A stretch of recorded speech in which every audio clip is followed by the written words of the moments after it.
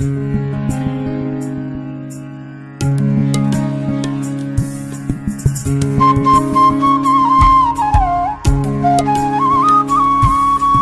एक गहरा कुआं हूं इस जमीन पर, बेशुमार लड़के लड़कियों के लिए कि उनकी प्यास बुझाता रहूं।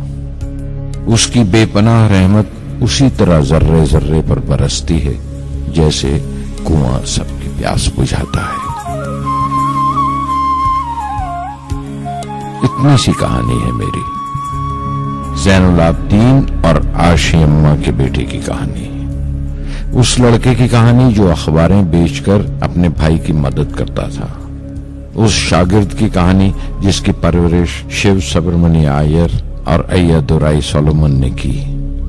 उस विद्यार्थी की कहानी जिसे पंडले मास्टर ने तालीम दी, MGK मेनन और प्रोफेसर साराभाई ने इंजीनियर की पहचान दी, जो नाकामियों और मुश्किलों में पलकर साइंसदान बना। और उस रहनुमा की कहानी जिसके साथ चलने वाले बेशुमार काबिल और हुनरमंद लोगों की टीम थी।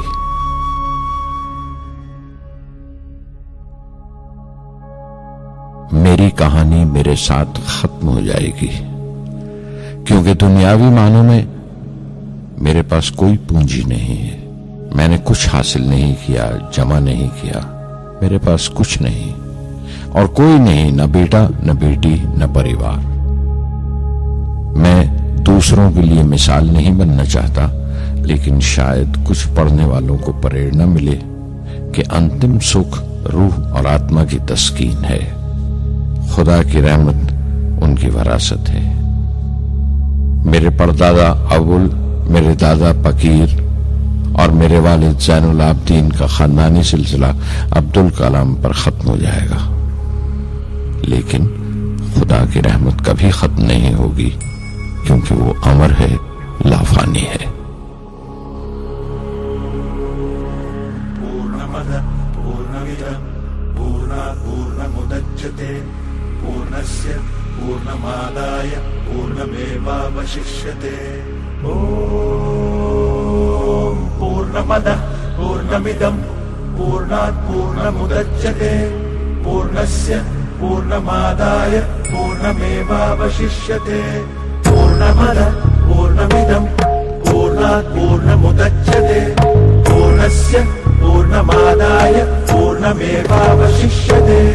पूर्णमद पूर्णमिदं पूर्णात् पूर्णमुदच्यते पूर्णस्य पूर्णमादाय पूर्णमेवावशिष्यते।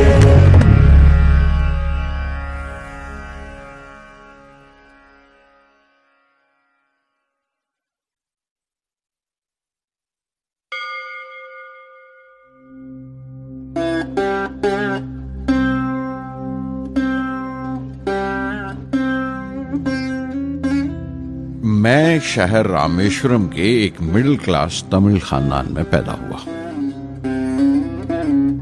मेरे अब्बा ज़ैनुल आबदीन के पास न तालीम थी न दौलत, लेकिन इन मजबूरियों के बावजूद एक दानाई थी उनके पास और हौसला था।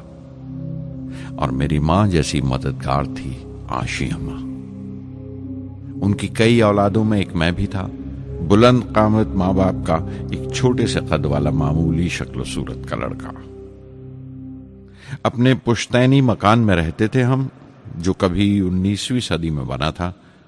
काफी वसी और पक्का मकान था रामेश्वरम की मस्जिद स्ट्रीट में। मेरे अब्बा हर तरह के ऐशो आराम से दूर रहते थे, मगर जरूरियात की तमाम चीजें मुयस्सर थीं। सच तो यह है कि मेरा बचपन बड़ा महफूज था, मादी तौर पर भी और जज्बाती तौर पर भी, मटेरियली एंड इमोशनली।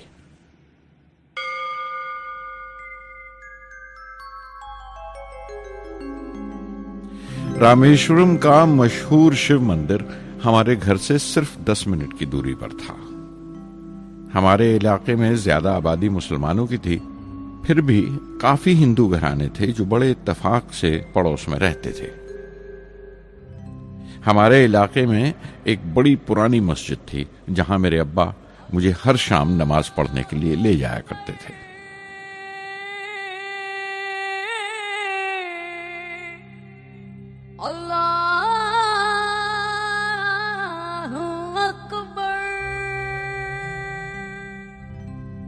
रामेश्वरम मंदिर के बड़े पुरोहित पक्षी लक्ष्मण शास्त्री मेरे अब्बा के पक्के दोस्त थे।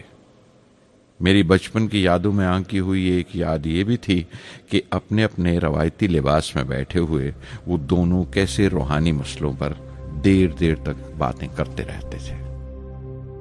मेरे अब्बा मुश्किल से मुश्किल रूहानी मामलों को भी तमिल की आम जबान में बयान कर लिया करते थे। एक बार मुझसे कहा था, जब आफत आए तो आफत की वजह समझने की कोशिश करो, मुश्किलें हमेशा खुद को परखने का मौका देती हैं।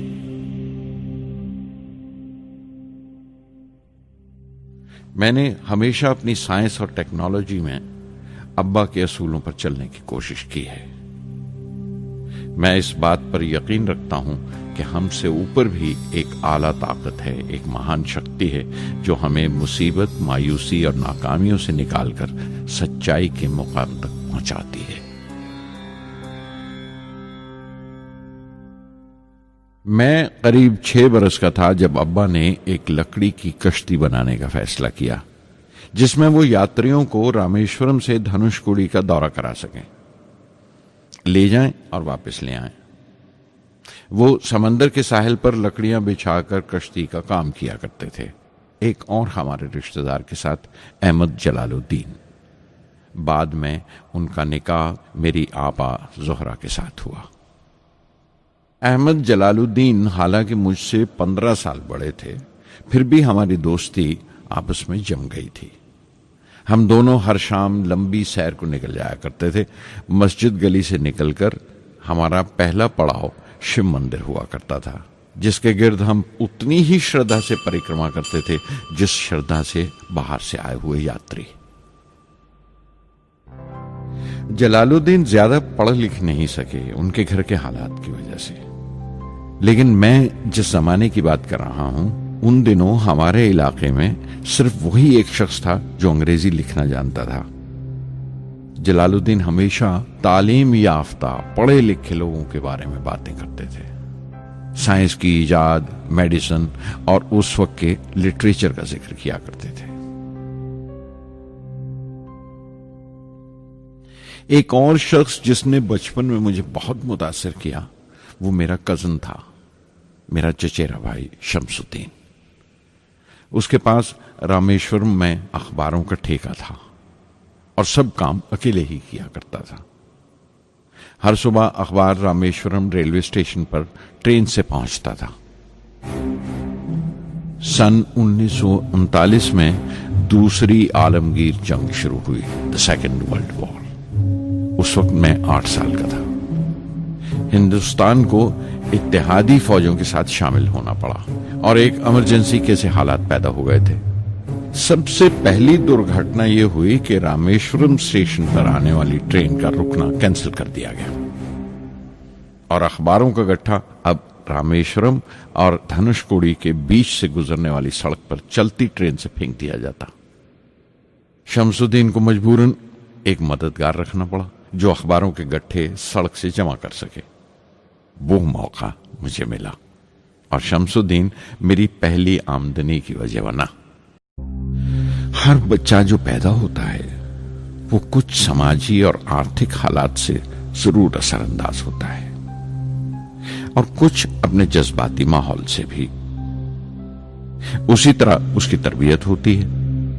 मुझे दयानतदारी और सेल्फ डिसिप्लिन अपने अब्बा से विरासत में मिला था और मां से अच्छाई पर यकीन करना और रहमदिली। लेकिन जलालुद्दीन और शमसुद्दीन की सोहबत से जो असर मुझ पर पड़ा, उससे सिर्फ मेरा बचपन ही महज अलग नहीं हुआ, बल्कि आइंदा जिंदगी पर भी उसका बहुत बड़ा असर पड़ा।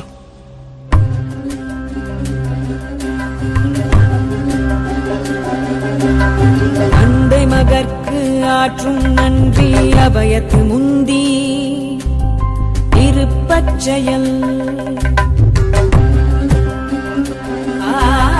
தந்தை மகற்கு ஆற்றும் நன்றி அபயத்து முந்தி இருப்பச்செயல். இருப்பச்செயல். மகன் தந்தைக்கு ஆற்றும் உதவி இவன் தந்தை என்னோற்றான் கொள்.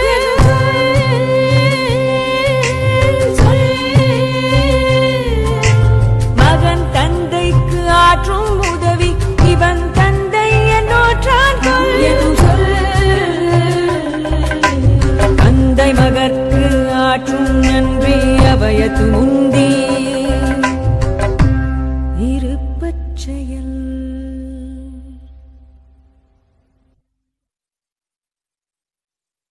फिर जंग खत्म हो गई और हिंदुस्तान की आजादी बिल्कुल यकीनी हो गई। मैंने अब्बा से रामेश्वरम छोड़ने की इजाजत चाही। मैं डिस्ट्रिक्ट हेडक्वार्टर्स रामनाथपुरम जाकर पढ़ना चाहता था। शमसुद्दीन और जलालुद्दीन मेरे साथ रामनाथपुरम तक गए मुझे श्वार्ट्स हाई स्कूल में दाखिल कराने के लिए। जाने क्यों वो नया माहौल मुझे रास नहीं आया। रामनाथपुरम बड़ा मसरूफ शहर था और करीब 50,000 की आबादी थी, लेकिन रामेश्वरम का सुकून और इत्मीनान कहीं नहीं था। घर बहुत याद आता था और घर लौटने का कोई मौका मैं छोड़ता नहीं था। श्वार्ट्स हाई स्कूल में दाखिल होने के बाद एक 15 साल लड़के के तमाम शौक जो हो सकते थे मेरे अंदर जाग उठे। मेरे टीचर अय्या दुराई सोलोमन बेहतरीन रहबर थे, गाइड, उस नौजवान जहन के लिए जिसके सामने जिंदगी की बेशुमार मुमकिनात खुलने वाली थी।